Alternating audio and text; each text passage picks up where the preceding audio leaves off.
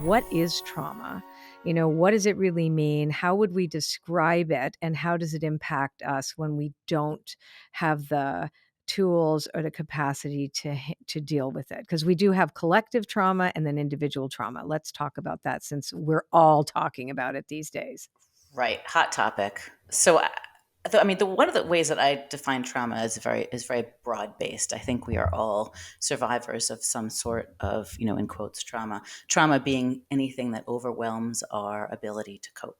Overwhelms our ability to cope. So if Mhm. something overwhelms our ability to cope, it could be trauma from an event.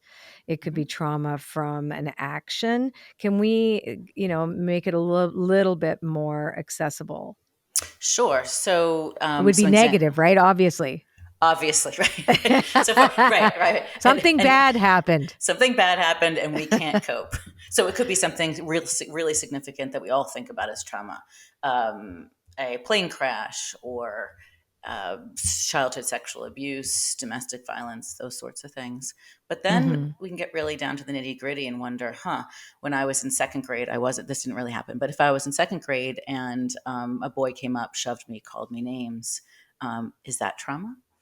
I'm not sure. It really depends on the person's individual experience. But if in that moment I felt a lot of shame and I pushed that down and there was a part of me that was frozen in that time, Mhm. yeah, that was traumatic for me. And I kind of build my psyche around that now. Okay, if you like this podcast and you want to see more, just click over here and you'll get to see more clips from this interview. If you just want to listen, well, if you click there, you'll listen to the entire interview available to you on any one of your favorite podcast channels.